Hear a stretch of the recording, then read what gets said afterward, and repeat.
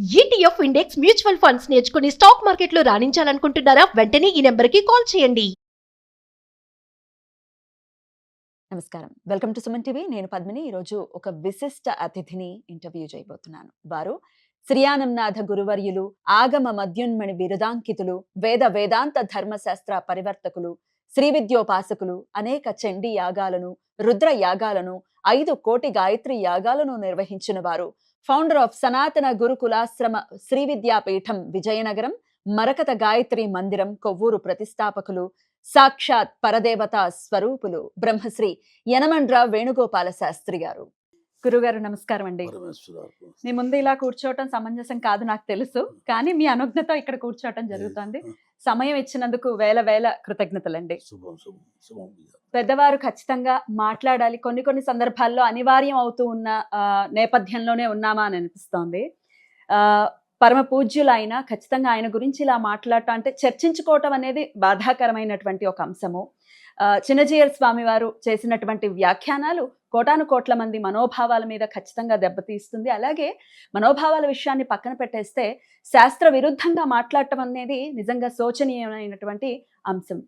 దాని గురించే ఈరోజు అసలు శాస్త్ర ప్రమాణం ఏమిటి అనేది మీలాంటి పెద్దవారు చెప్తే వినాలన్న ఉద్దేశంతో ఇక్కడికి రావటం జరిగింది.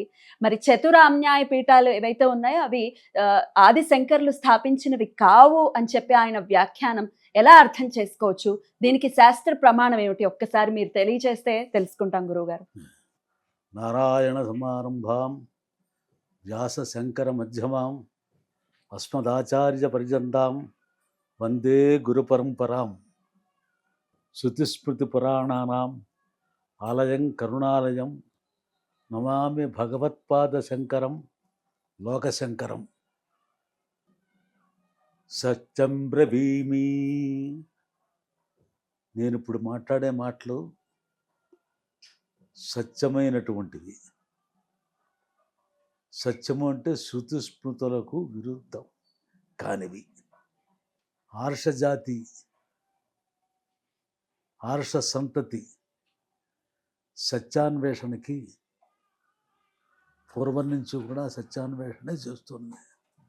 సత్యాన్వేషణకి ఏర్పడిందే ఆర్షజాతి.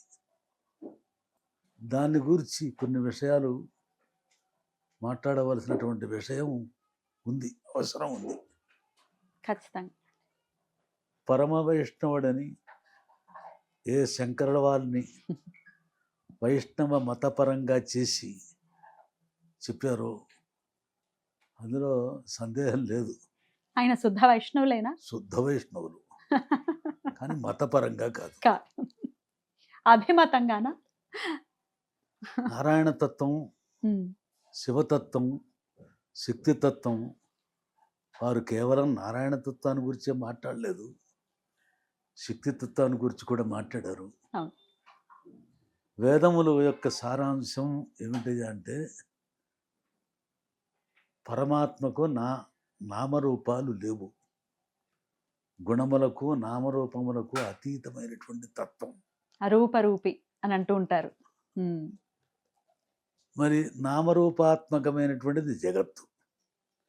అన్ని రూపాల్లోనూ అన్ని నామాల్లో కూడా ఉన్నటువంటి వాడు పరమాత్మ, అనంతనాముడు అని. శివ నామములు చూస్తే విష్ణుపరమైనటువంటి అర్థాలు ఉన్నాయి. అలాగే విష్ణు సహస్రనామ స్తోత్రంలో శివపరమైనటువంటి పదాలు ఉన్నాయి. వాటికి అర్థాలు మార్చి చెప్పడం అనేది సమంజసం కాదు.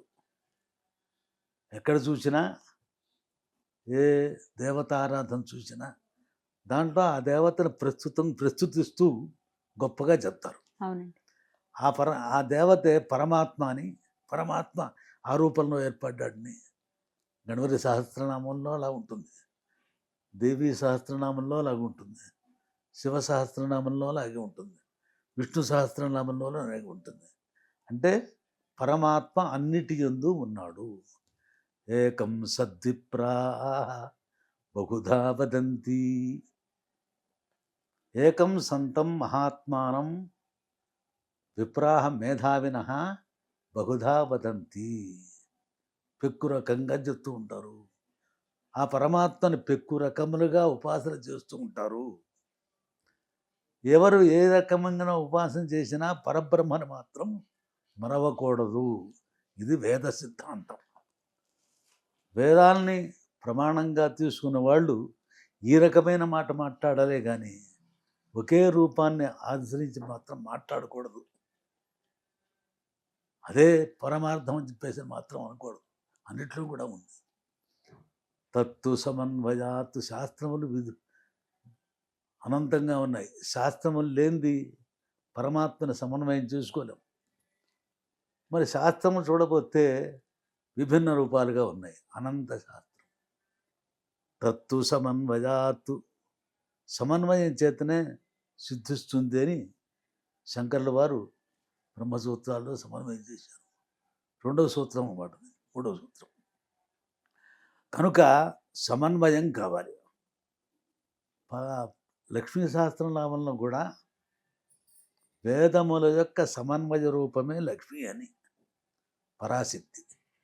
సమన్వయం కావాలి. ఎక్కడికెక్కడ అంతవరకే అర్థం చూసుకుంటే అది కుదరదు. ఇది మాత్రం బాగా గ్రహించాలి. పాక్షికమైనటువంటి విధానాలతోనే మతం ఏర్పడుతుంది. మతం అనేటువంటిది ఒక అభిప్రాయం. ఒక మహానుభావుడు ఏర్పడతాడు, విజ్ఞానం వచ్చు. వాళ్ళ యొక్క అభిప్రాయాన్ని అప్పుడున్నటువంటి సమాజానికి కావలసిన రీతిలో అన్వయం చేసి దాని విధంగా మలుస్తారు. అప్పుడు మతం అవుతుంది. సత్యం మతం. ఈ రకమైనటువంటి సమన్వయం చేస్తే ప్రపంచంలో అంతా సమన్వయం అవుతుంది. లేకపోతే కొందరు యందు దేవుడు ఉన్నాడు, కొందరు యందు దేవుడు లేడు అనే ఒక అర్థం వస్తుంది. కనుక పరమాత్మ అందరిలో కూడా ఉన్నాడు. పరమాత్మను సందర్శించాలి. అందరిలో కూడా పరమాత్మను దర్శించడమే కావలసింది. శురిచైవ స్వభాకేచ విద్యా వినయ సంపన్నే బ్రాహ్మణే గవి హస్తిని శునిచైవ స్వభాకేచ పండితా సమదర్శిన. అన్నిటి యందు సమానమైనటువంటి దృష్టి చూడాలి. ద్వేషభావం అనేది అసలు పనికిరాదు. అప్పుడు పరబ్రహ్మతత్వాన్ని అన్నిట్లో కూడా చూడగలుగుతాం. ఒక మాటలో చెప్పాలంటే పరమాత్మ త్రిపాద్విభూతి, ఏకపాద్విభూతి. త్రిపాదోర్ధ్వబుధైత్పురుష పాదోస్యేహ భవత్పునః. త్రిపాత్తు ఊర్ధ్వబుధైత్తు. 3 పాదములు బ్రహ్మాండ కక్షి కావలగా ఆదిత్యవర్ణం తమసః పరస్తాతు.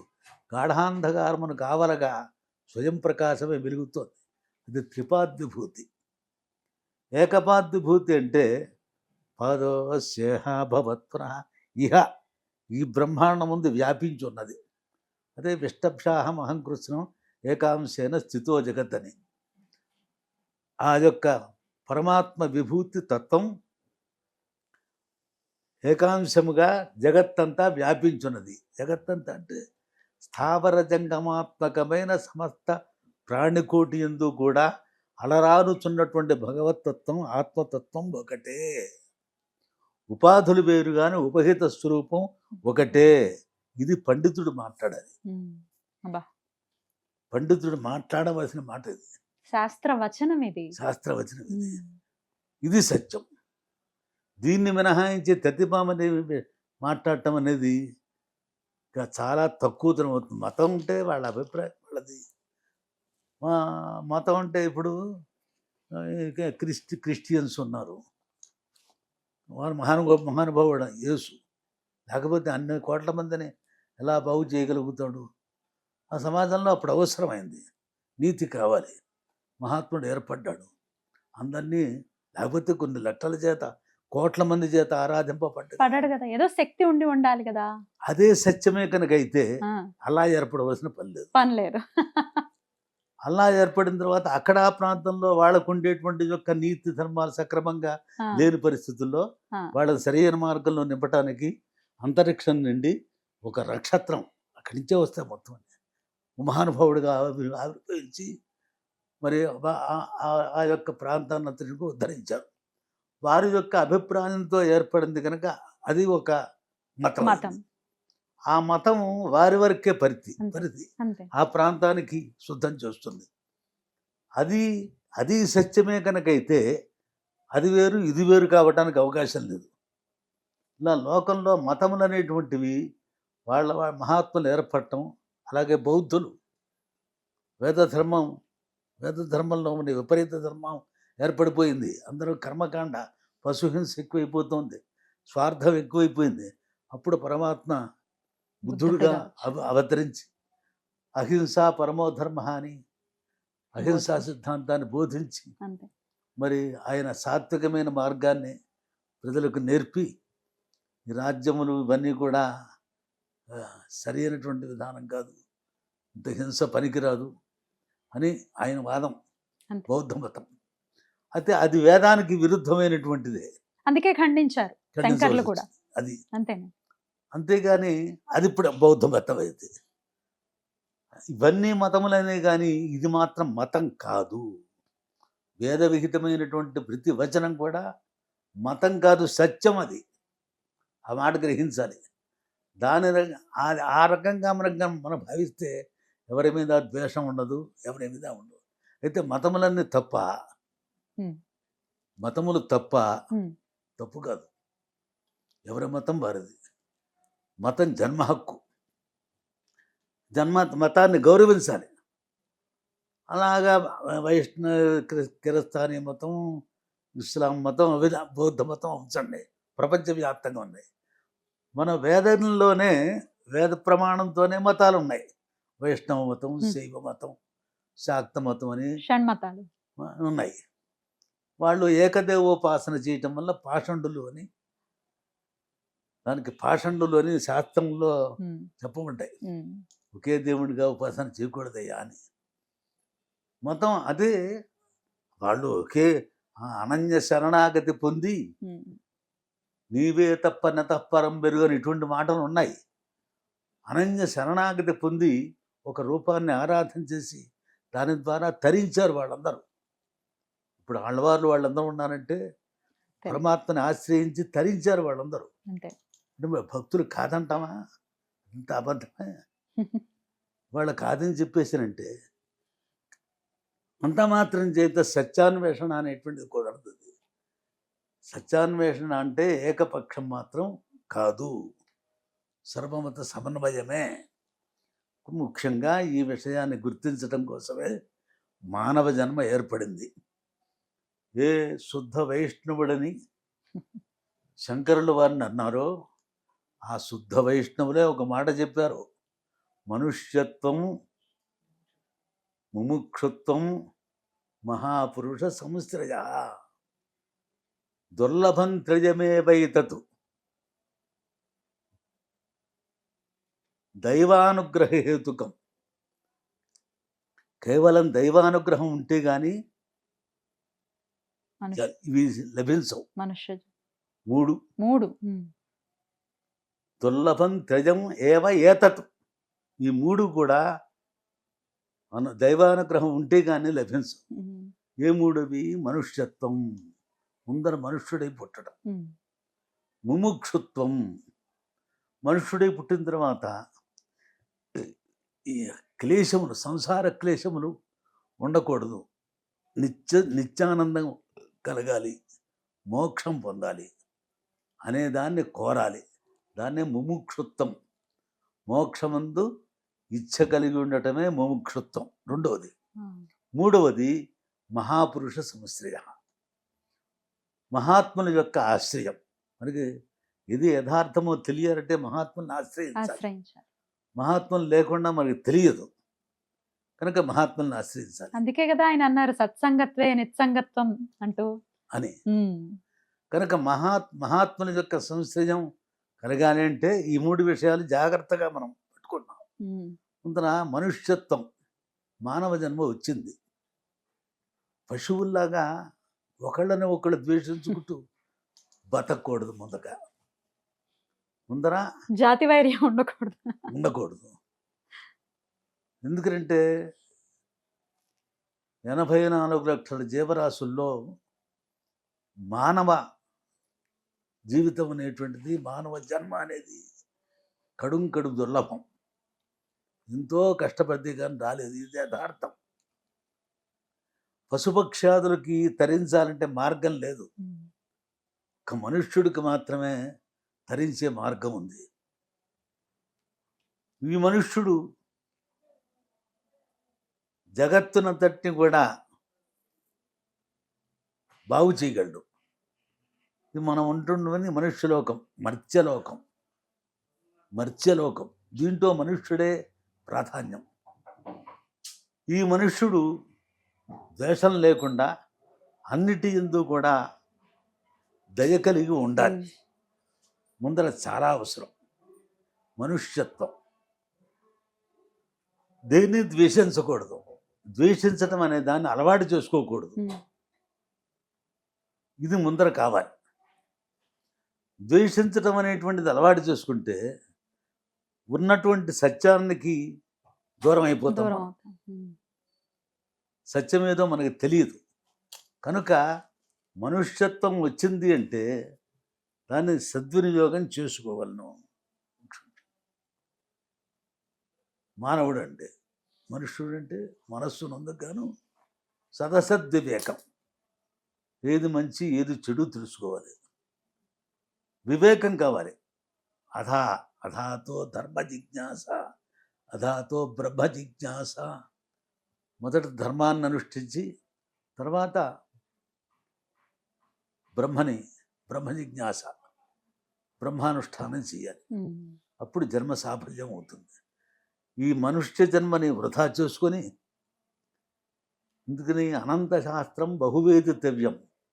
ఆ పరబ్రహ్మతత్వం తెలుసుకోవాలంటే అనేక రకాలు ఎంతమంది మేధావులో, అందరు మేధావులు. ఇప్పుడు రామానుజాచార్యులు వారు ఉన్నారు, మహామేధావి. మధ్వాచార్యుడు ఉన్నారు, మహామేధావి. మరి ఆర్య సమాజం మహామేధావి. వీరందరూ తక్కువ వారు కాదు. వాళ్ళకు గోచరించినటువంటి యొక్క అర్థాన్ని వారు చెప్పారు. కానీ వాళ్ళు తప్పని చెప్పేసి మనం అనక్కర్లేదు. అలా వాళ్ళు మంచి మార్గంలోనే సంచరించారు వాళ్ళందరూ కూడా. మరి క్రోధం ఉండకూడదు, ద్వేషం ఉండకూడదు అని చెప్తున్నారు. అది మనల్ని మనం ఉద్ధరించుకోవడానికి ఉపయోగపడదు, ఎవరికి కూడా ఉపయోగపడదు. మరి ఈ మాటలు ఆయన వేదికని, అంటే చాలా పెద్ద వేదిక మీద ఈ ప్రవచనాలు చేయటము, కొన్ని కోట్ల మంది ఆయనను ఫాలో చేస్తున్నారు. ఈ ద్వేషపూరితమైన మాటల్ని అసలు ఎలా అర్థం చేసుకోవచ్చు, ఎంతవరకు సమంజసం? చతురామ్నాయ పీఠాలు శంకర్లు స్థాపించలేదు అనేది వేద ప్రమాణాలు ఏమైనా ఉన్నాయా? మరి ముందర ఎదుటి వాళ్ళని ద్వేషించడం అనేది చాలా తప్పు. నా మొదట్లో అనుకున్నాం, జీవితం దానికే సరిపోతుంటే ఇంకేమిటి. సరే, సామాన్యులు ద్వేషించుకుంటూ ఉంటారు, అతి సామాన్యులు ద్వేషించుకుంటూ ఉంటారు. ఒకటి చూస్తే ఒకటి పడదు. కానీ విద్వాంసులు అలా ద్వేషించుకోకూడదు, సమన్వయం కావాలి. వాళ్ళు ఒక్క మేధావి తనకి కలిగినటువంటి అభిప్రాయాన్ని కనుక వృద్ధిస్తే కొన్ని కోట్ల మంది పాడైపోతారు. తనకు తెలిసిందే సత్యం అని చెప్పేసి వ్యవహరిస్తే, ఇప్పుడు అంత మునుపు నుంచి ఉంది కదా ఒక వ్యవహారం ఉంటుంది. ఇవాళ కొత్తగా వచ్చి ఒక మాట మాట్లాడితే ఎలా కుదురుతుంది? అంతేనే. అప్పుడు ఏమవుతుంది, కొందరు ఆశ్రయించేటువంటి నమ్మకాలని పాడి చేస్తున్న వాళ్ళు అవుతున్నారు. ఇదేమి శాస్త్రబద్ధం కాదు, ఈ మాట శాస్త్రబద్ధం మాత్రం కాదు. అంటే విద్యారణ్య స్వామి వారే స్థాపించారు పీఠాలని.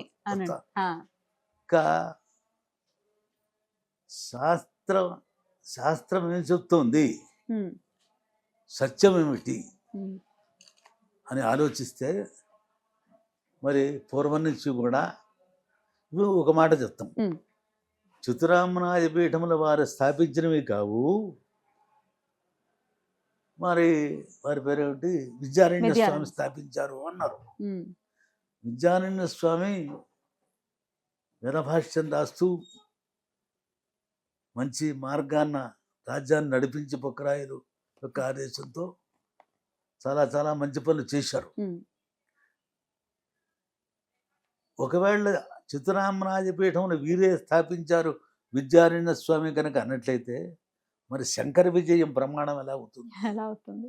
ఇప్పుడు శంకర విజయం వారు రాసిందని ఒప్పుకోవాల్సిందే కదా. మరి శంకర విజయంలో ఎక్కడెక్కడ ఏ పీఠాలు స్థాపించింది సవివరంగా దాంట్లో ఉంది. ఉంటుంది. పైగా ఈయన ఇప్పుడు- 11వ పీఠాధిపతి. ఇప్పుడు వీరు చెప్పిన మాట ఏదైతే ఉందో ఆ, విద్యారణ్య స్వామి పీఠాన్ని స్థాపించారు కనుక అన్నట్టయితే ఆ. ఈ శంకర విజయం అబద్ధమవుతుంది. మరి శంకర విజయం ప్రమాణంగా చెప్పాలి అంటే శంకర విజయం ప్రమాణంతో చెప్పాలి అంటే స్వస్కంధాధిరోహణ దోషం వస్తుంది. తన భుజం మీద తన కూర్చోవటం ఒకటి సాధ్యపడదు. ఈ వీరి మాట, మాటలు అలాగే ఈ విద్వాంసుని యొక్క మాట అలా ఉంది. అలా ఉంది. ఇది సమంజసంగా విద్వాంసులు అలా మాట్లాడకూడదు. ఉమ్. సామాన్యులు మాట్లాడే మాటలతో మనం మాట్లాడకూడదు. అవతల విద్యారణ్య స్వామి మరి శంకర విజయం రాసింది. ఆ, మరి శంకర విజయంలో చతురామరాయ పీఠములు కూడా స్థాపించినట్లుగా ఉంది ఇది. ఉమ్. మరి శంకర విజయం చతురామరాయ పీఠములు స్థాపించిన విద్యారణ్య స్వామి శంకర విజయం రాసినప్పుడు మరి ఆ పీఠాలు వారు స్థాపించారని ఎలా చెప్తారు? అంతే. ఈయన కనుక చెప్తే అది ప్రమాణ విరుద్ధమైన మాట. ఇక శంకరుల వారు గురించి పూర్వం ఇప్పుడేదో గౌరవంగా మాట్లాడారు, కానీ ఒకానొకప్పుడు శంకరులుగా కూడా ఈయనోరే మాట్లాడింది. చాలా చాలా వినకూడనటువంటి మాటలు. అయ్యే బాబోయ్. అలాగా జగద్గురువు లేనటువంటి ఆ యొక్క శంకరుల వారి యొక్క మేధస్సు ఎక్కడ? శంకర సాక్షాత్తు ఈశ్వర ద్వేషంతో, ఈశ్వరుడు అంటే ఏమిటో అర్థం తెలియక, ఈశ్వర సర్వభూతానాం హృదయేన తిష్టతి అన్నప్పుడు ఈశ్వరుడు అంటే ఒక రూపంతో ఉన్నవాడ ఎవరైనా? ఆ ఈశ్వరుడు అనేటువంటి దానికి అహంకారం మీకు ఎందుకు? ఆయన నడిపిస్తున్నాడు. ఆయన ఏ రూపంలో ఉన్నాడు? ఏ రూపంలో ఉన్నాడో తెలియదు. ఈశ్వరుడిని నడిపిస్తున్నాడు. ఆయన ఆత్మ, పరమాత్మ, అంతర్యామి. ఆయనే నారాయణుడు అంటాం. నారాయణం స్థానం చేసి నారాయణమూర్తి పరమేశ్వరుడు, పరమాత్మని అంతలాగా వేదాలు కూడా పొగడినాయి. మరి అన్నింటి మీద కూడా పొగడినాయి. అన్నింటిని శివుణ్ణి గురించి పొగడినాయి, నారాయణమూర్తిని గురించి శివ సూక్తాలు ఉన్నాయి, నారాయణ సూక్తాలు ఉన్నాయి, దేవీ సూక్తాలు ఉన్నాయి, అన్ని సూక్తాలు, సౌర సూక్తాలు ఉన్నాయి. దేనికి దానికే పరమాత్మ తత్వంగా భావన చేస్తాం. అలా ఉండాలి. కానీ ఒకే దేవతను మనం అన్వయం చేసుకుని వారు వైష్ణవులు అని మాట చాలా మంచి మాటే. ఎందుకనంటే ఈశ్వరుడు కూడా వైష్ణవుడే. ఒకానొక సమయంలో ఈ జీయర స్వాముల వారు మేము ఒక చోట తటస్థపడ శివాలయ ప్రతిష్టకు వచ్చారు. వీరు నీరాజనం ఇచ్చారు. వారిని ఉపన్యాసం చెప్పమన్నారు. వారు ఫాలోవర్స్ చాలామంది ఉన్నారు అక్కడ. అంటే శివుడిని గురించి చెప్పడానికి ఇష్టం లేకో ఏమిటో ఆ యాగాచార్యుడు ఉండమని నన్ను పిలిచారు. చాలా ఆనందపడ్డా. నేను ఒక స్మర్తుడిని, వైష్ణవులు మమ్మల్ని చెప్పమంటాం, అవకాశం ఇవ్వటం ఇది ఈశ్వరానుగ్రహం. ఈశ్వరానుగ్రహం ఇది అని అంటూ నాకు పద్మపురాణంలో ఒక శ్లోకం గుర్తొస్తుందని అక్కడ వారి ఎదురు కూడా నేను చెప్పడం జరిగింది. గుంటూరులో సభ మీద. ఎన్నాళ్ళ క్రితం అండి ఇది? ఎన్నాళ్ళ క్రితం? సుమారు 30 ఏళ్ళు అవుతుంది. 30 ఏళ్ళు అవుతుంది గుంటూరులో. అయితేనండి, అయితే అది ఏమిటి, రామేశ్వర పదం దగ్గర అనుమానం వచ్చింది దేవతలకి. రామేశ్వర అంటే ఎవరు అంటే రాముడి చేత స్థాపింపబడ్డవాడు కనుక రామేశ్వరుడు. రాముడి చేత స్థాపింపబడ్డవాడు అన్న మాట కూడా వీరికి ఆగ్రహమే. రాముడు స్థాపించకూడదు కూడానా? వారు స్థాపించింది కదా, అభిమానం ఎక్కేసి ఏకంగా అయోధ్య మరి బ్రహ్మహత్య పాతకం నుంచి ఎలా బయటపడ్డాట? అది లేదు, అసలు బ్రహ్మహత్య దోషం అనేటువంటిది లేదు. ఒక శ్లోకం కూడా వారు కొత్తగా చెప్పారు, అది ఎక్కడుందో కూడా తెలియదు. అది వాల్మీకి రామాయణంలో లేదు, ఎక్కడ చూసాం, అన్వేషణ చేసాం. మరి ఎందుకు వస్తుందో ఆయనకి తెలియట్లేదు. ఇది మహాత్ములకి ఈ రకమైనటువంటి బుద్ధి ఏర్పడిందంటే మామూలు వాళ్ళకే వినాశకాల విపరీత బుద్ధి అంటుంటారు. నీకేం చెప్పాలో తెలియదు. మరి అక్కడే వేదిక మీదే విభేదించడం లాంటిది జరిగిందా అండి? అక్కడ చెప్పడం జరిగింది. విభేదించడం అంటే నాకు అవకాశం ఇచ్చారంతే. అవునండి. వారు నేనేం ఖండించాలి. అలా కాదు, అసలు ఏం జరిగింది? ఆయన ఏమి మీరు నాలుగు మాట చెప్పవలసింది అన్నారు. ఆ, అప్పుడు ఈ పద్మపురాణం గుర్తుకొస్తుంది. ఆ, స్మార్తుడైనటువంటి నాకు ఈ అవకాశం ఇచ్చారని. ఆ, విష్ణు తత్పురుషం బ్రూతే, విష్ణువు స్థాపించాడు కనుక ఆ విష్ణులోకానికి వెళ్ళారు. ఉమ్, రాముడు విష్ణువంశి కదా, మరి అవునండి. విష్ణులోకానికి వెళ్ళారు. అక్కడ రామేశ్వర పదం ఎలాగా అని ఉమ్, అడిగారు. ఉమ్, సందేహం. ఉమ్, రామస్య ఈశ్వర రామేశ్వర అని తత్పురుష సమాసం చెప్పారు. ఆ, విష్ణు తత్పురుషం బ్రూతే. అప్పుడు రాముడు సేవకుడు అయ్యాడు, ఈశ్వరుడు సేవీయుడు అయ్యాడు. ఆయన స్థాపించారు కనుక అన్నారన్నారని కైలాసానికి వెళ్ళారు. రామేశ్వర పదం ఎలాగాని రామ ఈశ్వర యస్య సహ రామేశ్వర. రాముడు ఈశ్వరుడుగా కలవాడు, రాముడు సేవకుడయ్యాడు, రాముడు ప్రభువయ్యాడు, ఈశ్వరుడు సేవకుడయ్యాడు. ఎందుకనంటే ఎప్పుడు అక్కడ విష్ణు సహస్రనామ స్తోత్రంలో చివరిలో ఉమ్, శ్రీరామరామ ఒకసారి జిఆర్ స్వామి వారు కూడా అన్నారు, ఉమ్, ఫాస్ట్గా చెప్పేసేయాలంటే సహస్రనామ ఫలితం రావాలంటే ఎలాగా అనటానికి ఈ శ్లోకం కూడా వారు చెప్పారు. ఈశ్వర వాచాన్ని మరి మొదలు పెట్టారా చెప్పారు, లేకపోతే చెప్పారు, చెప్పారా? చెప్పారు. ఓ, ఈ శ్రీరామ రామ రామే రమే రామే రమే ఆ. 3 సార్లు రామ రామ రామ అంటే చాలు సహస్రనామం ఫలితం వచ్చేస్తుంది. దాంట్లో ఉన్నదే కదా. ఆ, వారు ప్రమాణం అంగీకరించి చెప్పారు. ఉమ్. అది ఈశ్వరుడు చెప్పింది ఈశ్వర వాచ. కనుక ఈశ్వరుడు పరమ వైష్ణవుడు. ఇప్పుడు ఆ విష్ణువు యొక్క గొప్పతనాన్ని చెప్పడం కోసమని ఆయన ఎప్పుడు రామనామతారకం చేస్తుంటారు కనుక అలాగా అన్నారు. సరే, బాగుంది. ఆయన గొప్పతనం ఆయన చెప్పడం చెప్పారని బ్రహ్మలోకానికి వెళ్ళారు. ఉభయోరపి అతృప్తత్వాత్తు. బ్రహ్మలోకానికి వెళితే రామశ్చాసు ఈశ్వర రామేశ్వర స్వయంభూ కర్మధారయం, కర్మధారయ సమాసం చెప్పారు. ఒక రామేశ్వర పదానికి 3 సమాసాలు ఉన్నాయి. రామస్య ఈశ్వర రామేశ్వర, రామ ఈశ్వర యస్య సహ రామేశ్వర. మరి రామశ్చాసు ఈశ్వరస్య రామేశ్వర ఒకే పదానికి. వాళ్ళ దేవతలు ఉన్నారు కనుక వాళ్ళు సమాధానం ఇది పద్మపురాణంలో వాక్యం. ఇది ఓకే. ఉమ్, వైష్ణవానికి ప్రమాణభూతమైన పద్మపురాణంలో వాక్యం. ఇక్కడ భేదం చెప్పారా అభేదం చెప్పారా? అభేదమే చెప్తున్నారు. చెప్పారు. భేదం కల్పించవద్దు అంటున్నారు. ఈశ్వరుడు శివకేశవులకి భేదం కల్పించవద్దు. ఇది ఏం పోయింది? పోనీ కల్పించమండి, ఏకంగా చెప్పుకుంటాం. ఇంకో దాన్ని ద్వేషించకు. ఉమ్, ఆ వైష్ణవత్వాన్ని గొప్పగా చెప్పు, 10 మందిని తరింపచేయి, విష్ణు భక్తిని ప్రచారం చేయి. భక్తి కంటే గొప్పది లేదని చెప్పేసి అది మోక్ష సాధన సామగ్రియాం భక్తిరేవకరీసి అన్నారు. ఈ కర్మకాండ జ్ఞానకాండ వీటన్నిటికంటే కూడా భక్తే గొప్పదని కూడా శంకర్ల వారు చెప్పారు. అవునండి. మరి భక్తిని ప్రచారం చేసేటువంటి యొక్క మతమే వైష్ణవ మతం. ఉమ్, అలా చాలా మందిని ఆ రకంగా ఉద్ధరించవచ్చు. ఉమ్, చాలా మంది భగవద్గీత ఇంకా ఈ యొక్క అన్ని ఉమ్, చాలా మంది బాగుపడుతున్నారు. ఉమ్. అయితే, చాలా మంది ఉమ్, బాగుపడుతున్నారు. అటువంటి బాగు చేసే విషయంలో ఉండగా అటువంటి వ్యక్తి కొంతమంది చెడగొట్టడానికి ఈ మాట ప్రత్యేకించి చెప్పవలసిన అవసరం లేదు. ఉమ్, ప్రమాణబద్ధమైన వాక్యం కాదు అది. ఒకవేళ విద్యారణ్య స్వామి 4 పీఠాలని స్థాపించినట్టయితే శంకర విజయం వారు రాసిందే. మరి శంకర వారు స్థాపించారని చెప్పేసి మాట వారు అంటారు. ఉమ్, ఎప్పటి యొక్క విషయం ఇది? శంకర్ల వారు తన శిష్యులకు సురేశ్వరాచార్యుల వారు అవన్నీ కూడా ఒక పద్ధతి పరంపర ఉంది. దానికి అవును. ఆమ్నాయ పీఠాలకు కూడా ఒక అర్థం ఉంది, సంప్రదాయం ఉంది. ఇవన్నీ తీసిపారేసి నేను చెప్పిన మాటే ప్రమాణం అనుకోవడం చాలా తప్పు మాట అది. ఎందుకంటే ఈ చెప్పిన మాట ఖండనం అనేటువంటిది ఒక సామాన్యమైన విషయం కాదు. ఎప్పటి నుంచో వస్తుంది, ఇవాళ పుట్టింది.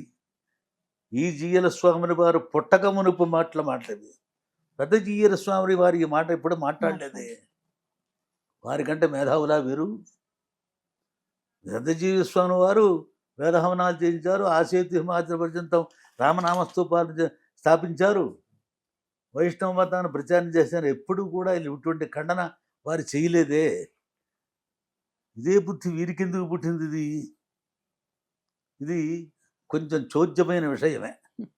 విద్వాంసులైన వారు 10 మంది చేత గొప్పగా పిలువబడేటువంటి వ్యక్తులు ఆ మతాన్ని ఆ మతం ప్రచారం చేసుకోవాలే కానీ ఇతరమైనటువంటి విషయాలు అనవసరంగా మాట్లాడటం, భక్తులలో ద్వేషాలు కల్పిస్తూ ఉండటం, మత కలహాలు కల్పిస్తూ ఉండటం, ఇది మత కలహాలు అంటారు. స్మార్తులు విష్ణువుని ఆరాధన చేస్తున్నారు, విష్ణు ద్వేషం వాళ్ళకి లేదు. మరి లేనప్పుడు వీళ్ళందరికీ కూడా శవద్వేషం వాళ్ళకి కల్పిస్తున్నారు. వీళ్ళు ఈ ద్వేషములు కల్పించడం కంటే అన్వయం చేసే శక్తి లేకపోతే ఒకే అన్వయంతో చేసుకోండి. అంతేగాని లేనిపోని మాటలు ఈ విధంగా చెప్పడం అనేటువంటిది మాత్రం ప్రమాణ విరుద్ధం. ఇది ప్రజల్లో వారు చక్కటి వక్త, భగవంతుడు మంచి మాటలను ఇచ్చారు, ఎంతోమంది ఫాలోవర్స్ ఉన్నారు, బాగుపడుతున్నారు. మంచితనం ఆ విధంగా సంపాదించుకోవాలి. మరి ఇటువంటి మాటలు మాట్లాడటం వల్ల, సత్యదూరమైన మాటలు మాట్లాడటం వల్ల ఎవళ్ళు కూడా హర్షించరు. మరి లోకంలో ఆ విధంగా ఒక చెంప నుంచి తిరుపతి అపరిస్థితి, ఒకప్పుడు తిరుపతి వైఖానస సంప్రదాయంతో నడుస్తూ ఉంటే అది కాదని చెప్పేసి పాంచరాత్రం పెట్టడానికి సిద్ధమయ్యి 10 మంది చేత కూడా చెడు అని పిలుచుకున్నారు అప్పట్లో. ఇది సమాజానికి తెలుసు ఈ విషయం.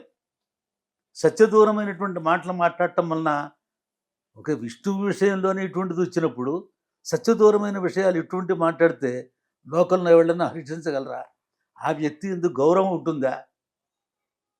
మంచి వక్త, చాలా మంచి వక్త, ఎంతో శాస్త్రజ్ఞానం సంపాదించారు, భగవద్గీత చెప్పారు, రామాంధ్ర వారి ప్రతిష్ఠ చేశారు, ఎన్నో చోట్ల వేద పాఠశాలలు పెట్టారు, మంచి మంచి పనులు చేశారు చేస్తున్నవారు.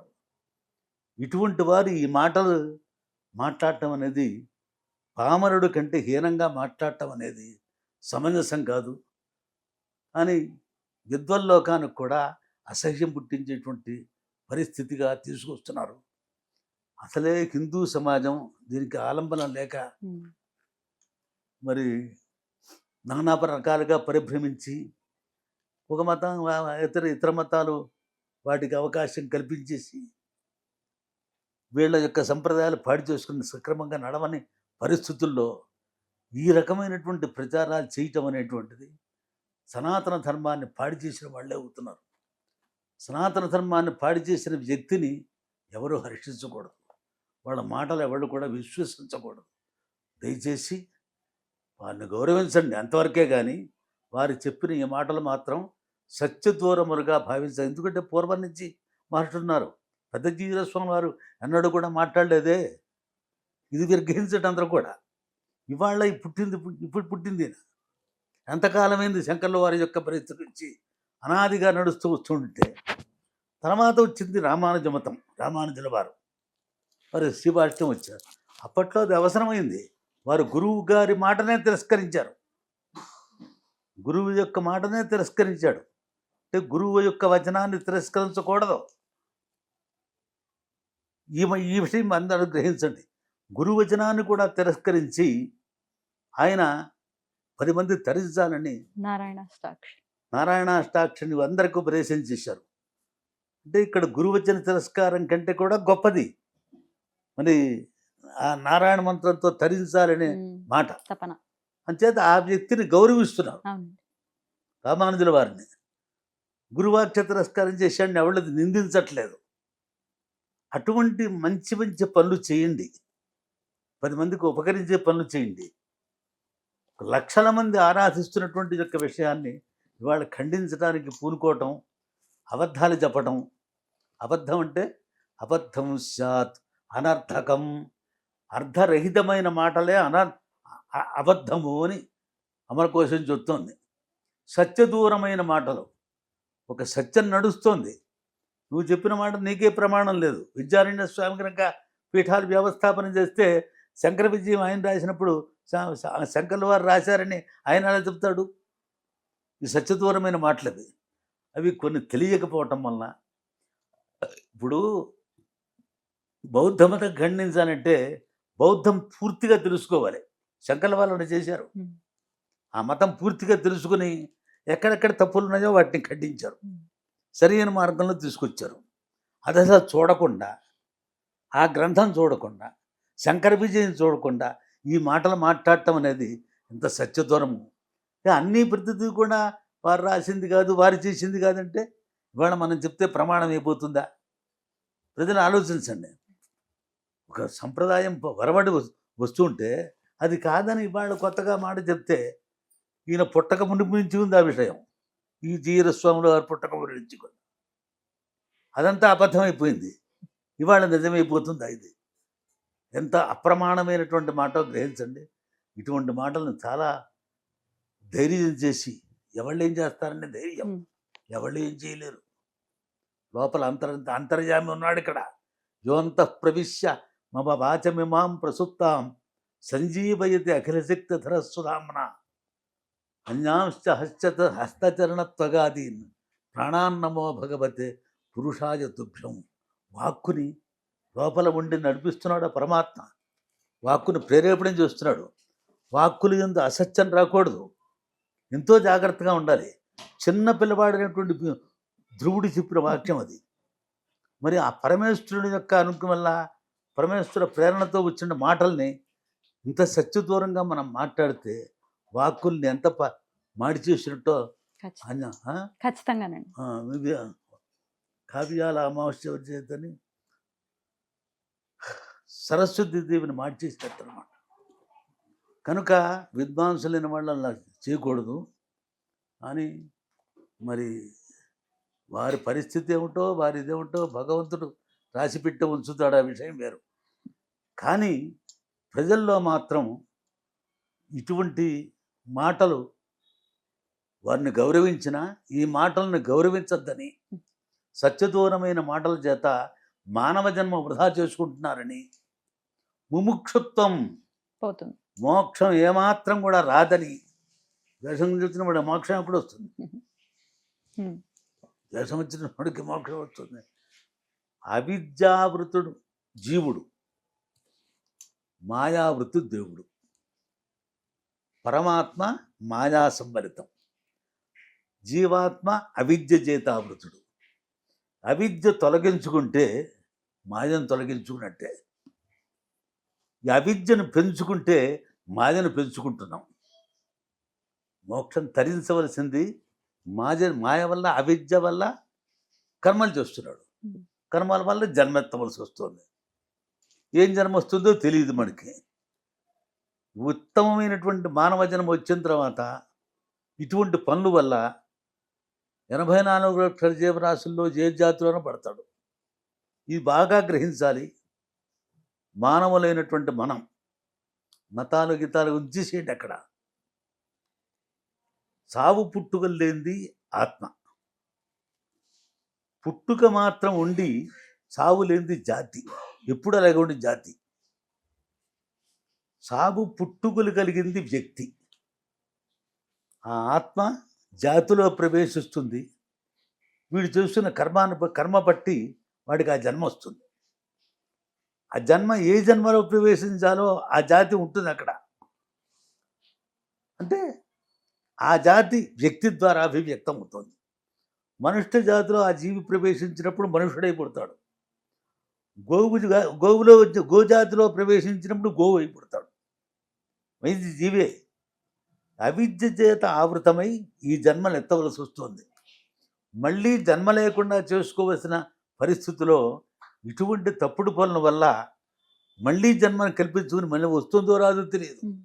మానవ జన్మ వస్తుందో రాదో తెలియదు. ఎందుకంటే మహాత్ములు శంకర సాక్షాత్ శంకరుల వారి యొక్క అద్వైత సిద్ధాంతం ఏం తెలుసునని మాట్లాడుతున్నారు. ఏం సిద్ధాంతం తెలుసునని. మన విజ్ఞానం ఎంత, మన ప్రజ్ఞ ఎంత. వాళ్ళకే యోగులకే సాధ్యం కాని స్థితిలో దక్షిణామూర్తి ఆవిర్భవించారు.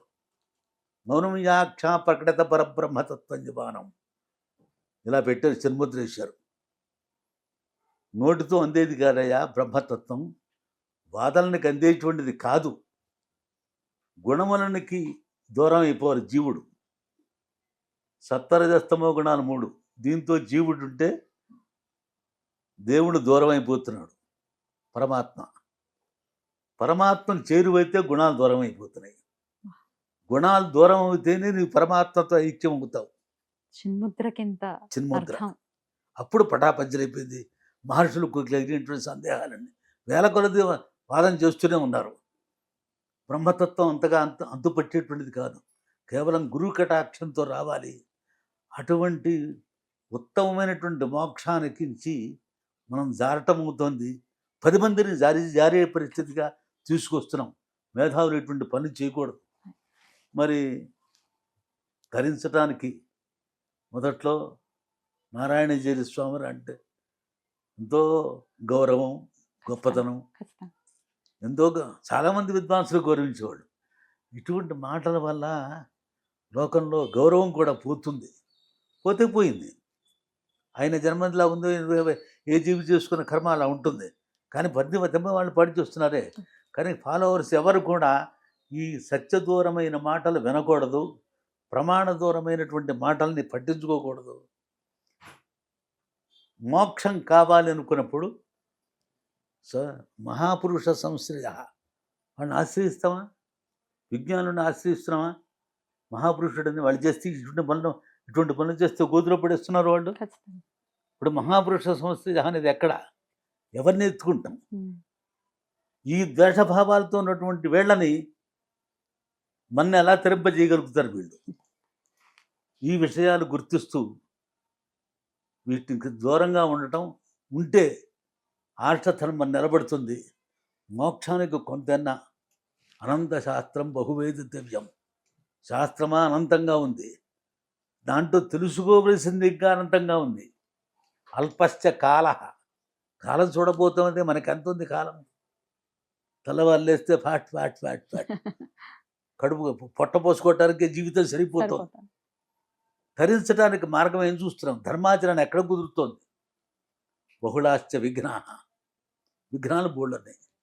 ఇటువంటి సమయంలో సత్యదూరమైనటువంటి వీటి వలన మోక్షం ఏ కోశాన్ని ఎన్ని జన్మలు ఎత్తినా కూడా రాదు. కనుక మోక్షకాములైనటువంటి వాళ్ళు ఈ మాటల్ని వినవద్దు, ప్రమాణరహితమైనటువంటి యొక్క మాటల్ని పట్టించుకోవద్దు. మరి వారిని గౌరవించినా విష్ణు భక్తులు అనేటువంటి విషయంతో గౌరవించండి. విష్ణువు అయినా ఆదరిస్తారో లేదో తెలియదు మాకు. విష్ణువు కూడా ఆదరించరు. ఎందుకంటే వేదశాస్త్రముల్ని వాటి ప్రమాణానికి విరుద్ధమైన మాటలు మాట్లాడేవాడిని విష్ణువు మాత్రం నహిస్తాడా? వేదాక్షరాణి యావంతి పఠితాని ద్విజాతి తావంతి హరినామాని కీర్తితానంద సంశయ. వేదాక్షరములు ఎన్ని ఉన్నాయో అన్నీ హరినామములే. హరి కంటే భిన్నమైనటువంటిది కాదు వేదం. అంతటి ప్రమాణబద్ధమైనటువంటి వేదములకు దూరమైనటువంటి మాటలు మాట్లాడటం, మరి శాస్త్రానికి దూరమైనటువంటి మాటలు మాట్లాడటం, యుక్తిరహితమైనటువంటి శాస్త్రయుక్తికి యుక్తి కావాలి. దుస్తర్క సువిరమ్యతాం శృతిమతస్తర్కోరు సంధీయతాం. శృతిమతమైనటువంటి తర్కం చేయండి. తర్కం లేకుండా యథార్థం గ్రహింపబడదు. శృతికి అనుకూలమైన తర్కం చేయాలి. కనుక శృతికి విరుద్ధమైనటువంటి తర్కాలు చేస్తూ వాటిని ప్రచారం చేస్తూ ఇది జీవితాన్ని వృధా చేసుకోవటం అవుతోంది. వారికి ఏమిటో మళ్ళీ ఇట్లాంటివి ఖండించడానికి లేకపోతే మళ్ళీ శంకర్లే రావాల్సిన పరిస్థితి ఏమైనా వస్తుందేమో అని అనిపిస్తూ ఉంటుంది. శంకర్లు రావాలంటే ప్రజల్లో కనుక పట్టించుకోకపోతే శంకర్లు రాకలేదు.